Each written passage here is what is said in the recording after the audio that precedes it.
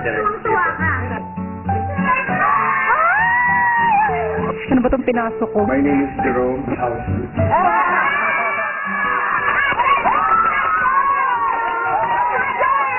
Gaganti ako. At sa pagpasok naman ni Jessie, dalawang housemate ang magiging kakunsaba niya sa pagsasagawa ng kanyang cast. Kailangan ko pong itago sa kanila yung pagkatao ko po, and hindi po nila pwedeng malaman na po kung babae po or trans man, ganun po. Kung pipili ka sa mga housemates na tutulong para sa task mo, sino sa mga housemates ito? Baninay and Luis po. Si Baninay po, siya po yung nangungulit sa akin nung sa callback, and yung Luis po, doon lang po ako na okay lang po. Baka nakasama ko po siya sa loob ng tent. Abangan ngayong gabi, ano nga ba ang magiging diskarte ni Jessie sa pagpasok sa bahay at sa pagbibigay ni Kuya ng bagong weekly task, tunghayan ng masayang ukay-ukay adventures ng teens sa Baguio. 500 na. Wala ka Lahat dito lang yan sa Pinoy Big Brother Lucky Season 7. Nang malaman ni Luis ang totoong pagkatao ni Jessie, Trans man. Oh, so, no problem.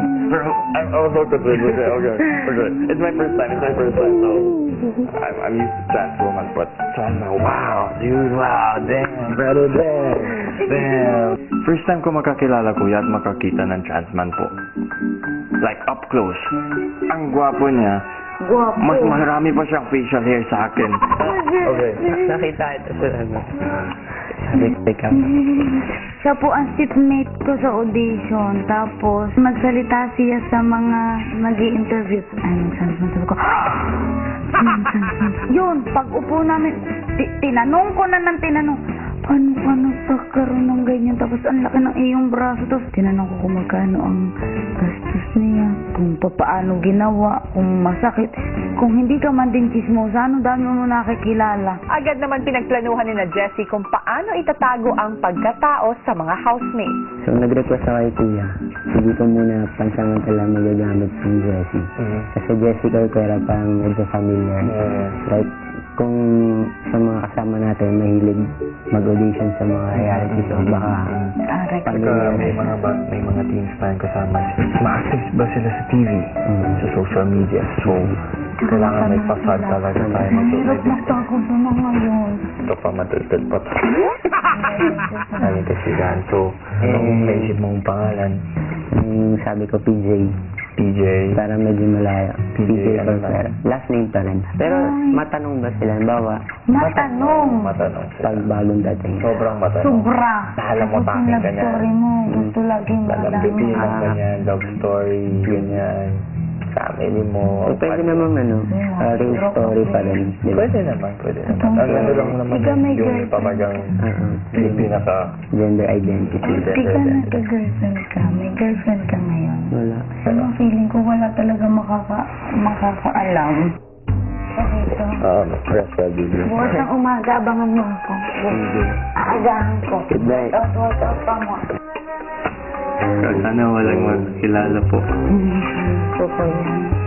Sa unti-unting pagpasok ng mga bagong housemates ni Kuya, tuloy-tuloy ang kasiyahan sa loob ng bahay.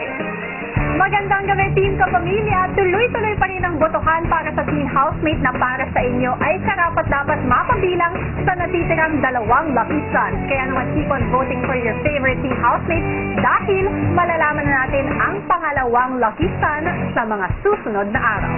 Samantala, bago pa man pumasok sina Aura at Jessie sa loob ng bahay at bago pa man lumabas ang mga teens, isang panibagong weekly task ang ibinigay ni Kuya sa mga housemates. Narito ang kwento. Sa gitna ng paghahanda ng tanghalian,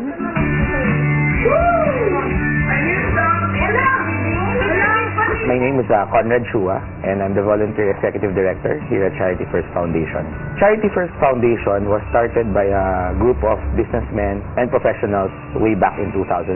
Kuya, napanood ko po yung foundation po na tumulong po sa akin nung Nag-aaral pa po ako. Currently, after 15 years, we have about 300 scholars already sa foundation. Hindi kailangan top student ka para maging scholar ka ng Charity First Foundation. Pangunahing criteria po namin is po yung pangangailangan. For as long as kailangan mo po ng tulong at nandun po yung willingness po na makapagtapos ng pag-aaral, tutulong po sila.